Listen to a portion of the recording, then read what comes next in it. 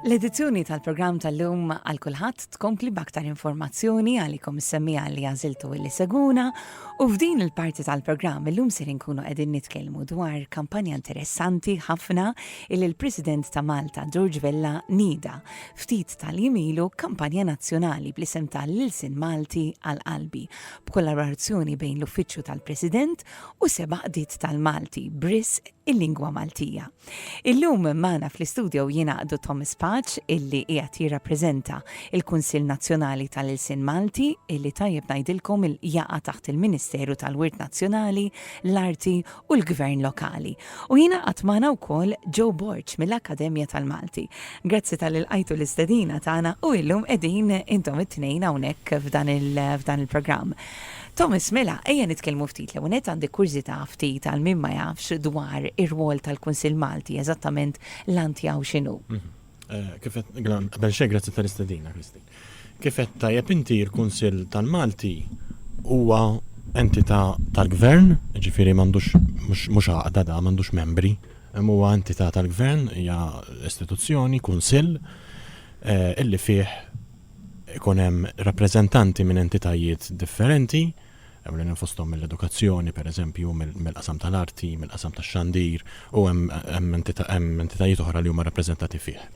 U jaqgħu daw kollha il-Kunsill jaqa' taħt il-Ministeru tal-Wirt Nazzjonali, l-Arti u l-Gvern Lokali, u x'inhu l-an tiegħu? L-an tiegħu huwa li jippjana, li jfassal b'mod strateġiku, jippjana l-lingwa tagħna fil-każ tagħna l-Malti, kif jista' dan il-Malti jintuża b'mod bilanċjat maż-żewġ lingwi uffiċjali l-oħra, x'tajb ngħidu li hemm l-Ingliż u għandna wkoll il-lingwa tas-sinjali Maltija llum il-ġurnata. U allura il-Kunsill jara li l-aqqa kemm jista' jkun in-nies li b'xi mod fil-ħidma tagħhom jużaw il-Malti ta' kuljum, jiddiskuti magħhom, jipprovdilhom l-għajnuniet li jista' jkollhom bżonn biex ikunu jistgħu ħadmu l-Malti. Ikunu jistgħu ħadmu l-Malti qabel xejn jużaw il-Malti mhux jużaw l-Ingliż biss. M'għandna xejn kontra l-Ingliż ta' importanti li aħna l-darba uffiċjalment bilingwi nużaw iż-żewġ lingwi. U fejn hu possibbli se nużaw il-Malti. Ekku, u nużaw il-Malti fit-taħdid u nużaw il-Malti wkoll fil-kitba. Mela jekk aħna ħanamlu proġett u ħanamlu sensiela ta' tabelli marbut imma dal-proġett jew sensiela ta' billboards, posters, tajjeb illi naħsbu fiż-żewġ lingwi u nużawhom tajjeb u nipprovdu dawn it-tarifiet li aħna jkollna lil pubbliku kemm bil-Malti u kemm bl-Ingliż.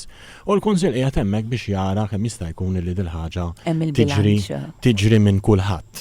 Sewwa tiġri mill-entitajiet. Naturalment hemm limitazzjonijiet bla dubju bħal f'kull ħaġa oħra, imma dak huwa ewlieni tal-Kunsill tal-Malti. Jina għatmana u koll Joe Borch li ġej mill-Akkademja tal-Malti jina aktar kmini għattilkom li propju din il-kampanja Malti għal-qalbi qed issir kollaborazzjoni mal-Uffiċċju tal-President u seba' qdiet tal-Malti fosthom hemm id-Dipartiment tal-Malti fl-Università ta' Malta, l-Akkademja tal-Malti li rappreżentant tagħha għandna hawnhekk, l-Għaqda tal-Malti fl-Università, l-Għaqda tal-Allima tal-Malti, l-Inizjamed u l-Għaqda tal-Qarrija tal-Provi tal-Malti. Nitkellmu issa ftit dwar ir-rwol tal-Akkademja x'inhu Joe. Bonġu. Bonġu, nsellem lek nsellmu lill-mistednin aw lill-semmija kollha ta' dan il-programm. Iva, kif qal Thomas, illum l-entità li tieħu ħsieb li tirregola l-Malti huwa l-Kunsill. Huwa l-Kunsill tal-Malti dak huwa b'mod uffiċjali. L-Akkademja bdiet bħala laqda tal-kittieba tal-Malti. U għaddew mit-sena mit-twaqif tagħha, ġifieri propjament bdiet bħala laqda tal-kittieba tal-Malti. Ġifieri għadda żmien żviluppat. Kien hemm żmien meta kienu jħarsu lejha bħala l-awtorità, sewwa rridu ngħidu li l-ikbar rebħa tagħha kienet li rnexxielha tiġbor flimkien l-awturi ta' dak iż-żmien, nitkellmu 1920, kien hemm il-kwistjoni tal-lingwa wkoll għaddejja. Irnexxielha tiġbor kulħadd biex jikteb b'alfabett uniformi. Naħseb dik li kbar l-aqwa rebħa tagħha li llum ngħidu isma' dak l-alfabett uffiċjali. Tajjeb, imma mbagħad imma waqfitx hemmhekk, ġifieri 5 snin wara fl-1925 bdiet tippubblika rivista li għadha toħroġ sal-lum, il-Malti jisimha, pubblikazzjoni li baqgħet dejjem għaddejja. Ġifieri matul is-snin dejjem ħad naħseb nonoraw l-awturi, Inna fil-Dun Garmlin u Cremona, l-gbar, insomma, Anton Buttigieg, anki ħarġi speċjali jem tagħhom dawla semmejna l-Malti. Ma kif qed ngħidu, ġifieri bdiet mill-kwistjoni tal-lingwa kienet għaddejja li ma l-Ingliżi u Italjan, ġifieri kważi l-kwistjoni tal-lingwa weldet il-partiti politiċi ta' dak iż-żmien li mbagħad evolvew tal-lum, kif li huma llum. Bdiet mill-laqda tal-kittiba tal-Malti. Eventwalment kienet speċi l-awtorità mbagħad jekk min jista' jiżbal fl-1900 fi żmien l-indipendenza 64-63 inbidel l-isem, saret l-Akkademja tal-Malti.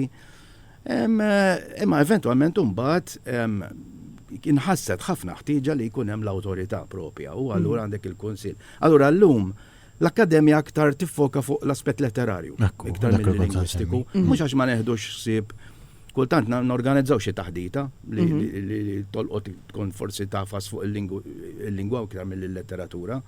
Imma llum iktar nafsu fuq l-aspett letterarju. Thomas, biex nitalmu nifmu wkoll anke waqt dan il-programm ġifieri l-aspett lingwistiku. Min jirregolahu jew sibu? Kif qed insemmu, ġifieri għandek kull lingwa tinqasam isha f'żewġ ferat. Il-fera lingwistika u l-fera letterarja.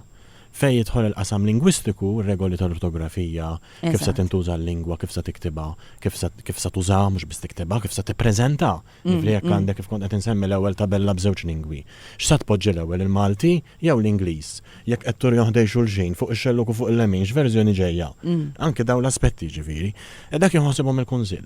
U l-Kunsill huwa entità tal-Gvern. L-Akkademja tiħossib il-qasam letterarju, allura fejn tidħol il-letteratura u hija għaqda volontarja, bħal laqdiet volontarji l-oħrajn. Però kif qed isemmi ġew qabel il-Kunsill kienet l-Akkademja illi kienet il-pjuniera fil-qasam tal-Malti, fuqha kienu jserħu ħafna awturi u anke l-iskejjel dak iż-żmien.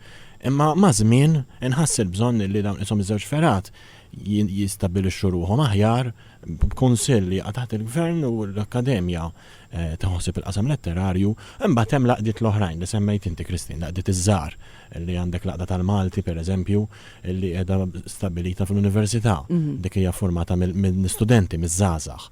Għandek laqda tal-qarrija tal-provi llum il-ġurnata wkoll. Min huma daw huma nies kwalifikati li ħarġu b'kors mill-Università, l-kors ta' qari tal-provi u formaw għaqda għalihom. Hemm laqda tal-għalliema f'istituzzjonijiet Ewropej. Iva, u anke f'istituzzjonijiet fiċ-ċivil ukoll. U hemm pereżempju laqda tal-għalliema tal-Malti li reġgħet b'xorti tajba reġgħet ħadet il-ħajja x'kienet ilha ftit wieqfa, il-ħsieb tagħha huwa li tlaqqa lill-għalliema tal-Malti tas-sekondarja u anke jista' jkun tilħaq anke lill-għalliema tal-primarja x'daw jgħalmu il-Malti wkoll u tipprovdilhom ir-riżorsi u taħdidiet li jistgħu jinteressawhom marbutin mas-sillabu u hemm għaqdiet oħrajn. Kif tara Kristin, kull għaqda għandha n-niċċa tagħha biex ngħidu hekk. Kulħadd jispeċjalizzaw, għażmin li nispeċjalizzaw. Veri l-Akkademja ma setgħix tibqa' ikolla daw. Tipprova tħares fuq kollox, imma kellha tiffoka. Allura għandek il-Kunsill qed jiffoka fuq l-aspett tal-lingwa. B'mod aktar nazzjonali. U b'mod nazzjonali.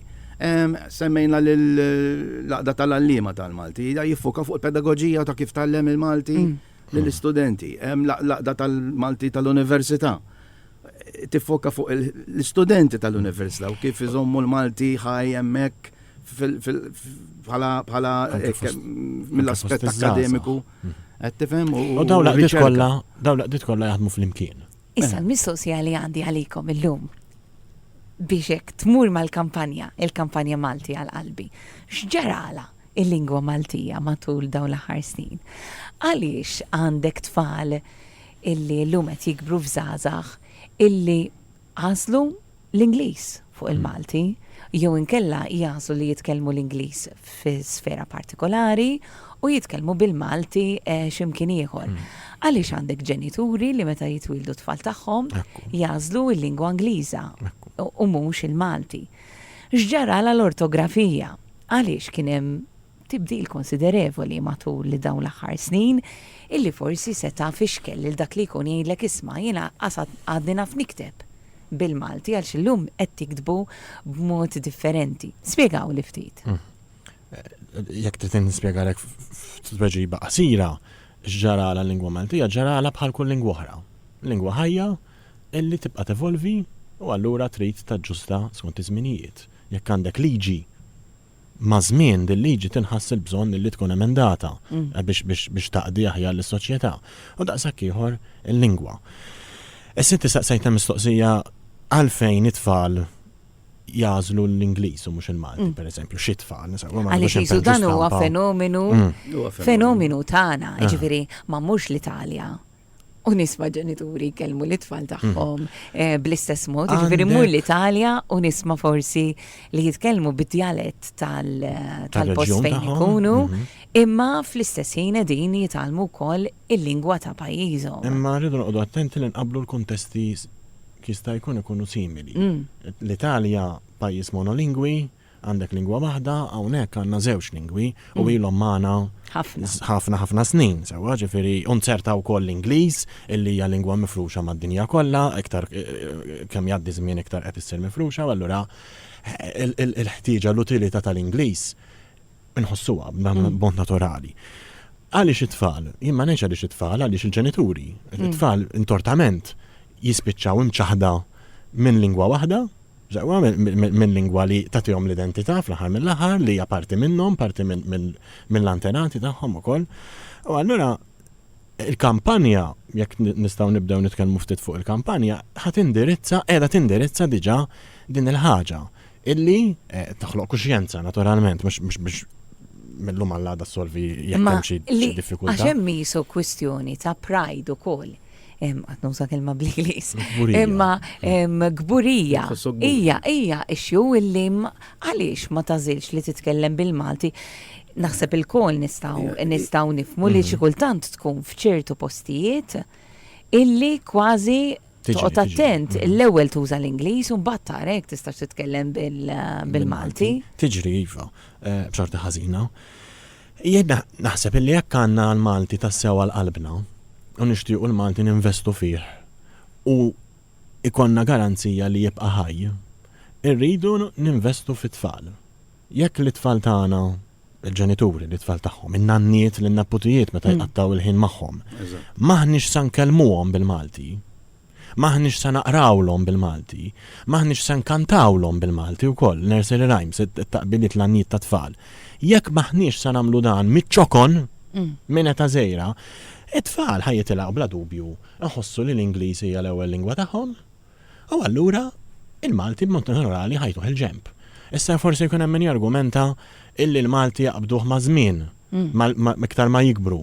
Ma jaqbduhx iktar ma jikbru b'mod naturali. Xorta jibqa' strani. Jibqa' artifiċjali, mhux hekk, jibqa' artifiċjali. Anke d-differenza, ir-raffinezza bej l-aġġettivi, pereżempju, xi ħaġa li hija kiesħa, sħuna u fitla jew birda.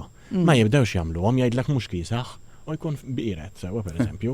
Ġifieri dawn ir-raffinezzi fil-lingwa ma jibdewx iħossuhom. Għax ma jħadbuhiex. U jibda jitfaqqar il-vokabularju. Jkunu sajmin minnhom, ċertu kliem jibqgħu sajmin minnhom ma jafuhomx u jibqgħu hekk imbagħad għall-kumplament ta' ħajjithom ġifieri mhux ħadd titgħallem il-lingwa. Qed tifhem b'mod naturali jekk inti tagħmel kurdun minn hawnhekk ħanitkellem ukoll anke bħala ġenitur illi inħoss li għandha ssir xi ħaġa għaliex ir-riżultat huwa ta' tfal illi la jafu jitkellmu bil-Malti u jkolli ngħid lanqas bl-Ingliż. Ix-xi ħaġa imma trid issir mhux qed infarfarta bl-ebda mod, irid ikun hemm kuxjenza u kampanja bħal disa tagħmel kuxjenza.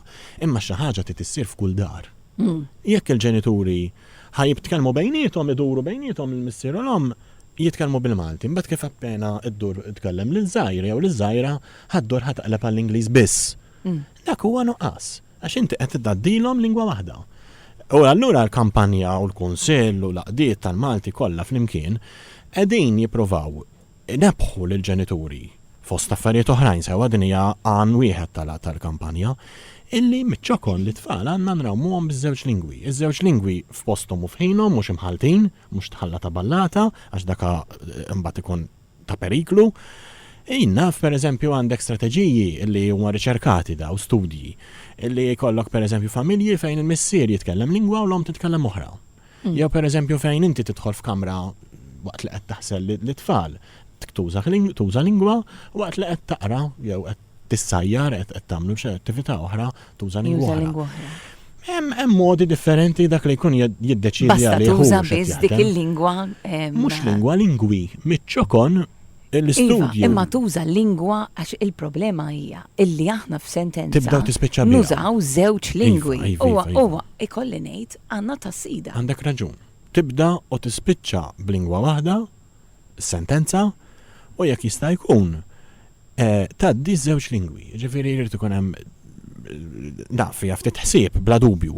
Imma l-istudji juru ċar, studji internazzjonali. Bilingwiżmu jista' jkun hemm u Żgur, anke jiġri trilinguiżmu ħafna mill-familji Anke tagħna. għall-iżvilupp tal-moħħ il-bilingwiżmu, Ekku. ġifieri mhux vera, aktar ma wieħed ikun jaf lingwi, iktar aħjar. Żgur, anke għal suġġetti oħrajn, għal matematika pereżempju.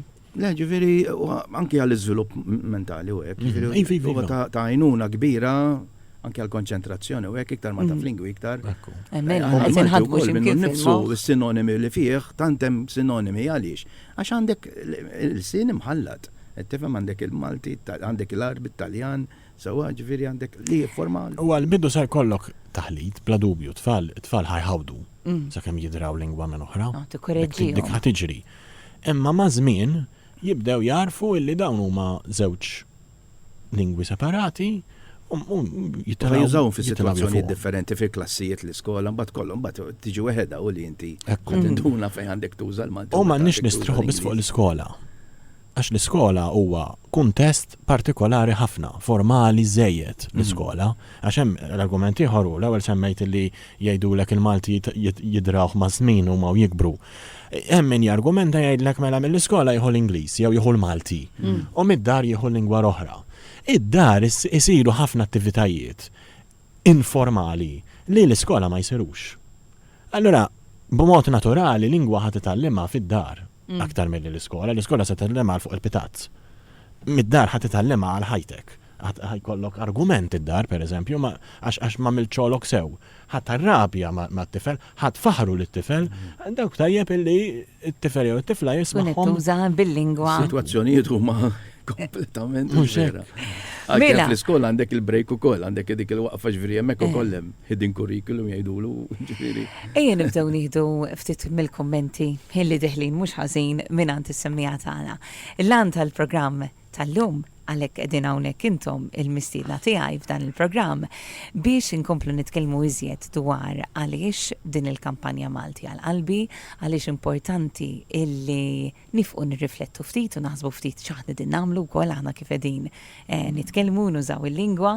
Mela, xi ħadd kitbilna hekk.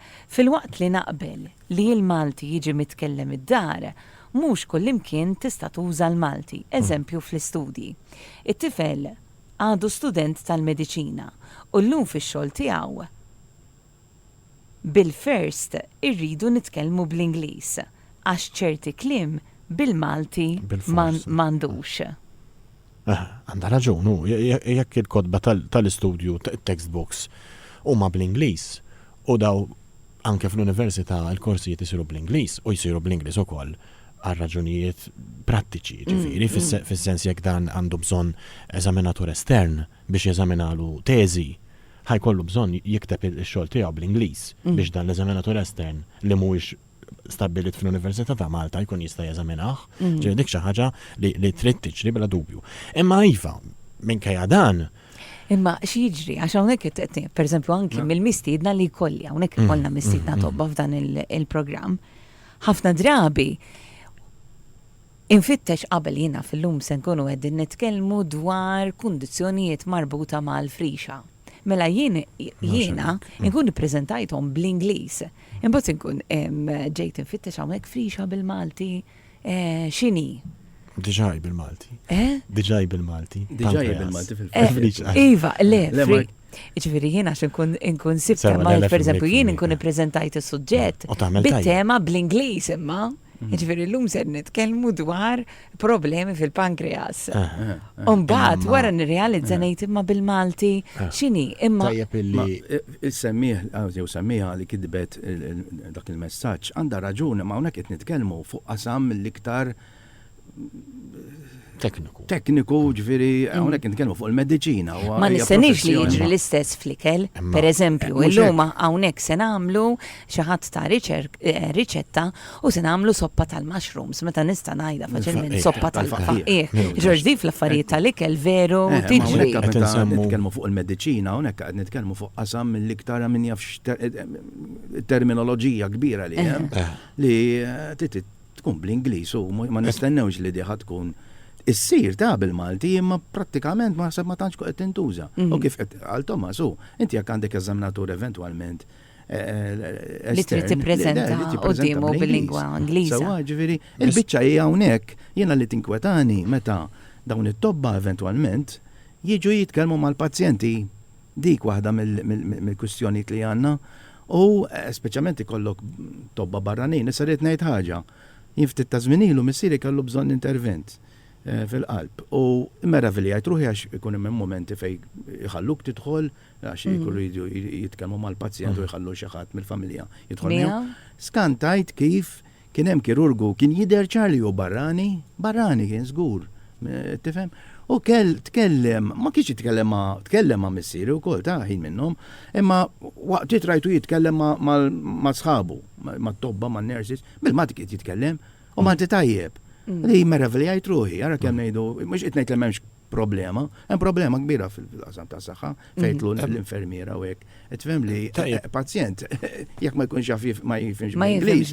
X'jagħmel da ġiet in-ners jitkellmu bl-Ingliż fuq il-prezzjoni jew fuq xpillo liħa hawnhekk ara delikata. Waħda mill-affarijiet li rajt grazzi għal din il-kampanja Malti għal qalbi huma bosta persuni li jgħixu f'pajjiżna li forsi jaħdmu jew inkella jattendu xi istituzzjonijiet edukattivi f'pajjiżna li rnexxilhom jitalmu l-Malti. U mhux irnexxilhom biss rridu huma ġifieri brida kbira jitalmu l-lingwa. U veru affaxxinawni ġifieri dawn l-spots li qegħdin jidru xi kultant qegħdin narawhom fuq it-televiżjoni u nisimgħu bihom jew naqra dwarhom fuq is-social media. Nibda ngħid il-madoff irnexxilhom jitalmu l-lingwa dawn u maħniex kapaċi nitalmu aħna. Hija talima kbira fil-fattu. U Malti rik fl-aġġettivi, ġifieri mhux Malti bażiku. Ekku. Il-ħsieb wara da kollu illi iva għandna diversi barranin fostna illi jixtiequ jintegraw fostna ħajħossuhom aħjar, ħajħossuhom aktar ta' ġewwa magħna. U allura x'jażlu daw? Jażlu li jitalmu l-Malti. Talima lina ġifieri di jekk aħna qed inwarbu l-Malti biex nillu lidna ngħaddulhom l-Ingliż biss. Barrani biex iħossu ta' ġewwa u jintegra fi magħna. Il-Malti qed jażel mhux qed jażel l-Ingliż. Il-Malti lillu lidhom ukoll. Ġifieri aktar. Thomas, u ġew, ejja nieħdu ftit iżjed kummenti milli qed jidħluna xagħat għalina kemm sabiħa l-istorja ta' Malta. Nixtieq nirringrazzja lil kull min jaħdem għal dak kollu illi hu Malti. Xi ħadd ieħor kitbilna. Għaltilna waħda minnhom fil-fatt li l-lingwa tirrifletti l-istorja tagħna. Waħda minnhom.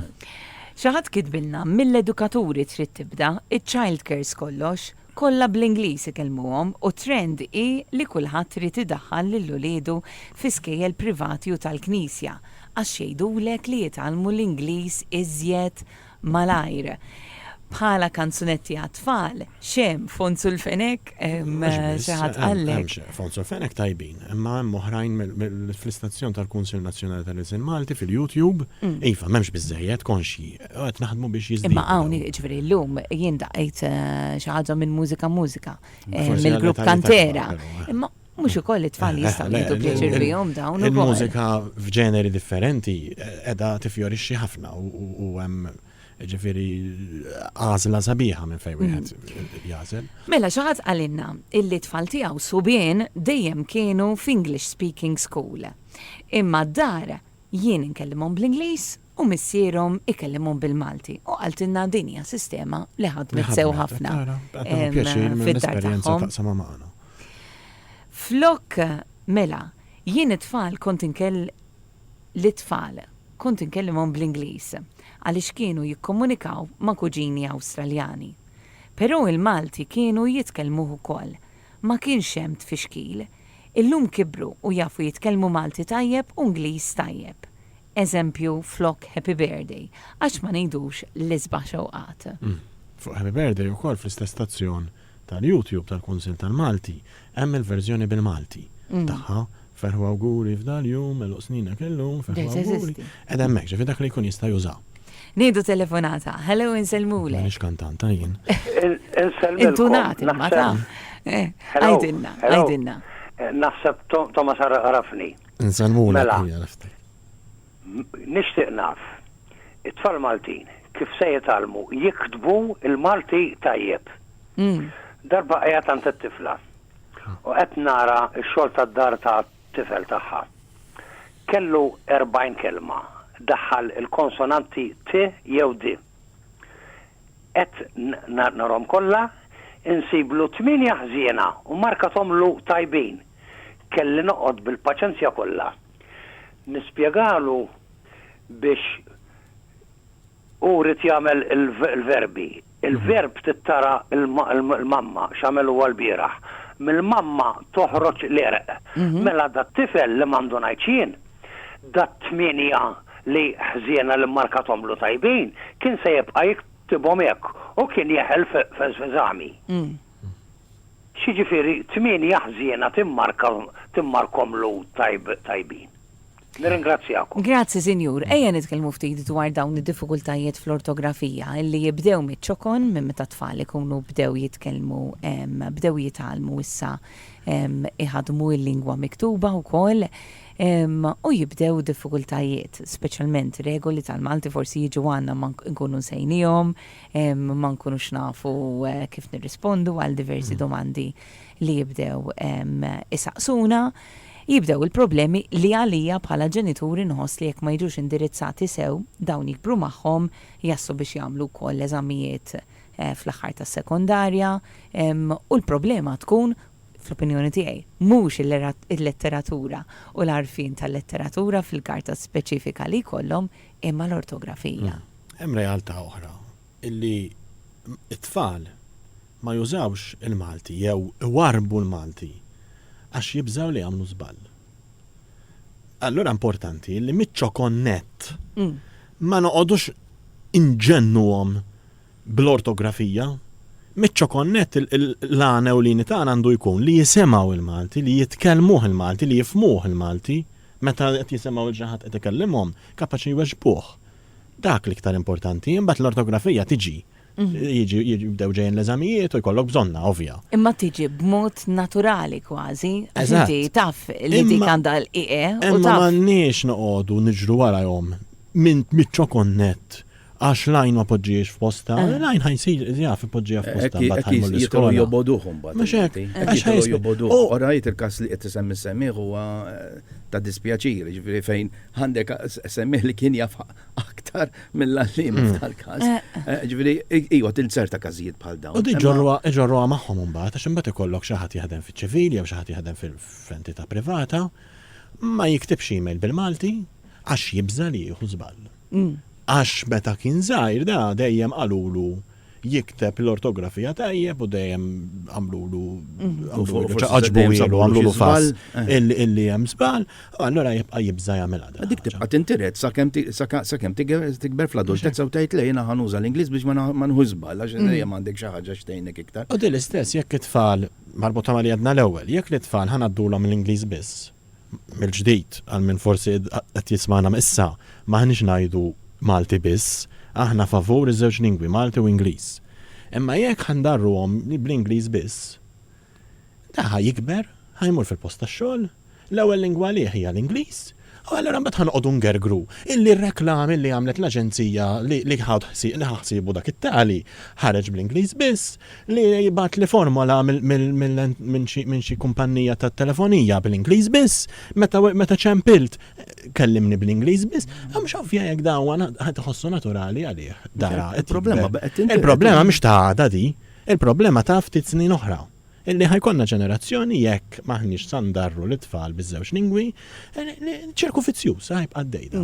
Li se jagħżel il-lingwa. Ħajbqa' jagħżel mod naturali, mhux ħajgħażel m'għandux għażel anzi għandu dak biss. Il-ħajja maġla, irid iħaffef, irid ilaħħaq. U allura l-ħfef triq tkun li jagħżel l-Ingliż probabbilment. U allura dil-kampanja Dil-kampanja qiegħda tindirizza wkoll din il-ħaġa li toħloq kuxjenza fid-djar, fost il-ġenituri, fost in-nanniet biex naddulhom iż-żewġ lingwi, naddulhom il-Malti, naddulhom l-Ingliż. Toħloq kuxjenza wkoll fil-postijiet tax-xogħol biex dak li jkun meta kollu kuntatt mal-pubbliku u ħajjebat formula, ħajjebat itra elettronika, ħajjagħmel poster, ħajfassal ktejjeb, ħajjagħmel tabella fil-post tax-xogħol. Jaħseb fiż-żewġ lingwi, jkunu bilingwi. Aħna għandna xorti kbira li għandna dawn iż-żewġ lingwi, lingwa li tatina l-identità tagħna l-Malti u għandek il-lingwa Ingliża li bija nikkomunikaw mal-bqija mal-komplement tad-dinja kollha. Ma pajjiż, mhux kull pajjiż għandu din is-sitwazzjoni, hemm pajjiżi oħrajn fl-Ewropa stess li m'għandhomx l-Ingliż qatt ma kellhom dan il-wirt ilu ġej, alright, għal mijiet ta' snin ġifieri fejn għandek dejjem l-Ingliż l-ewwel għax kien tal-lingwa ta' meta tara kemm sabiħa, ma li aħna nistgħu nikkomunikaw da' skola nużaw għandek li gazzetti bl-Ingliż allura ta' fetradi. Allora l-Ingliż baqa' dejjem preżenti għaw ma' pajjiżi oħrajn mhux bil-fors għandhom dik is-sitwazzjoni li kollhom jaddattaw. Hawnhekk għandkom ruxmata ta' kummenti mingħand is-semmija tagħna u ma żemmejniex ħaġa oħra li tiġri lili din. Mela, u naf li tistgħu tirrisponduni għalija u tgħidu li isma' kullimkien ara li jkollok li tista' tuża pereżempju fonts tal-Malti. Imma mhux il-gadgets kollha u daqshekk faċli ta' malajra għax ġaralna bis-social media sajd li ftit nistgħu nagħmlu. Is-social media inti pereżempju tkun trid tibgħat jew inti tħoss il-bżonn li tikkomunika malajr messaġġ ta' sentenza jew tnejn pereżempju. Qabel ma ġejtu intom hawnhekk, jien malajr nitfa' post fuq il-Facebook page tagħna, dalwaqt magħna ser jingħaqdu dawn iż-żewġ mistiedna. Biex nagħmilha malajr, jien se nagħmilha mingħajr il-fonts tal-Malti. Għaliex fuq it-tablet tiegħi m'għandix dawn il-fonts drajtek, Kristi. U biex nagħmilha malajr, top. Għandna bżonn indarru ftit ieħor mela, mod ieħor. Jeżistu apps illum il-ġurnata. Li tista' tniżżilhom u jaħdmu kemm għall-Android u kemm għall-iOS. Tajjeb. Qed nitgħallem għalhekk qegħdin hawnhekk intom. U daw jisimhom pereżempju hemm waħda tajba Gboard tal-Google, Google Board, BOARD, u hemm ukoll SwiftKey li hija simili ħafna tagħha. Dawn kull ma jagħmlu ibidlulek taħdux qatatax ibidlulek it-tastiera l-keyboard li s-soltu titlaqlek fuq l-screen, jagħmlu ilek daqsxejn żgħira differenti, ħatinduna li nbidlet ftit. Ħatinduna li nbidlet ftit. Imma ħatibqa l-istess ġifieri, inti mdorrija tuża QWERTY u hekk se tibqa' għalek. Oħal li se tagħmel se tafas sa tpoġġi subajk fuq il-ħ, fuq l-H, fuq l-H. Magħna ser jingħaqdu mela jingħaqdu rrid il-lajn. Ħatikteb jien G. Ummat ħatikteb il-ħ, meħx setam, ħatappoġġi subajk fuq l-H, fuq l-H, iżommu mafus, long press, u tiġi u jitla fuq, u jiġi ħemmat, u tażila. U tikteb il-ħ. Jitilaw litri l-oħrajn. U allura inti tmur fuq litra li għandek bżonn. Issa x'ħen nissa wara Kom da ħafna, kif qed jgħid kom da. Le, għaliex dawk huma l-uniċi affarijiet ġifieri illi ma jirnexxilix nagħmel malajr.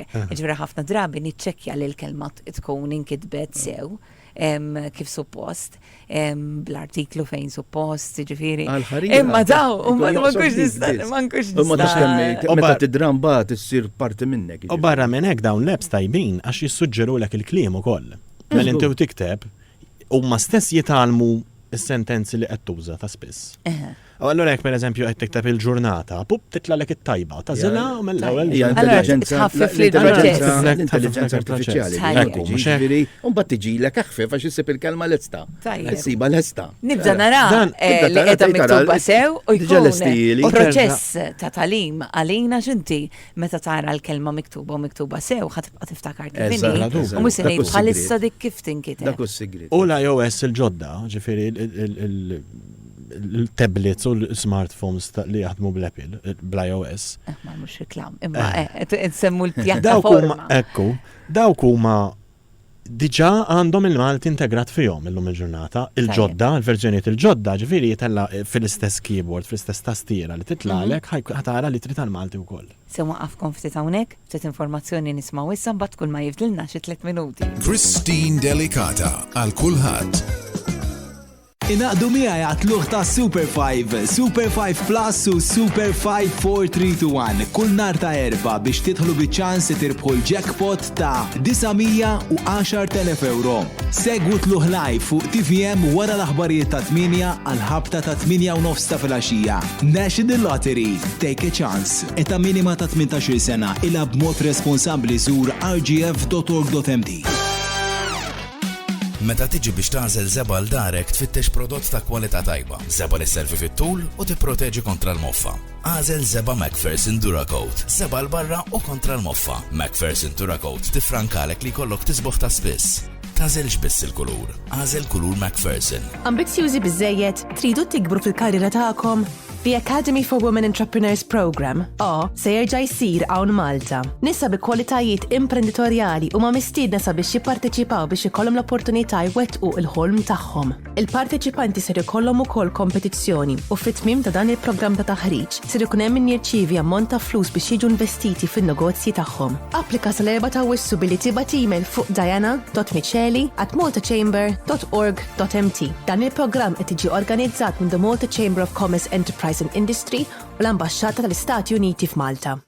#Break the Glass Initiative. Ixrob ħafna ilma. Ġismek l-aħjar li jaħdem u meta jkun idratat kemm suppost. Browns and you.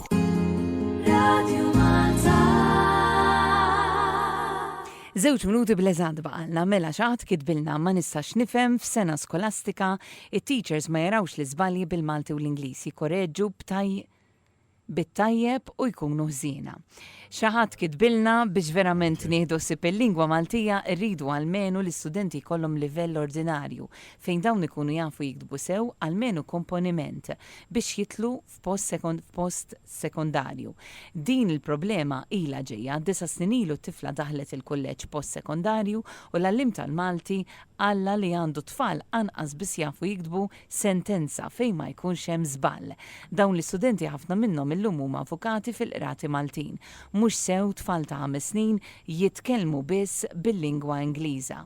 Għandna n-nepotija f'Kinder 2 kienu 10 tfal 7 barranin u bl-Ingliż kienu jitkellmu u meta jien inkellima bil-Malti tirrispondini bl-Ingliż. Xi ħadd ix-xurtjat li jgħallem il-Malti ili ngħid li l-għalliema tal-primarja għandhom ikunu għalliema kwalifikati fis-suġġett partikolari biex l-imħabba lejn is-suġġett f'dan il-każ il-Malti tinħass u tiġi trasmessa lit-tfal. Irċivejna wkoll voice message ta' xaħat minnan xaħat mis-semmija tagħna wkoll ta' 15 sekonda. Bonġu, Kristi, jekk joġbok għallu repeti kif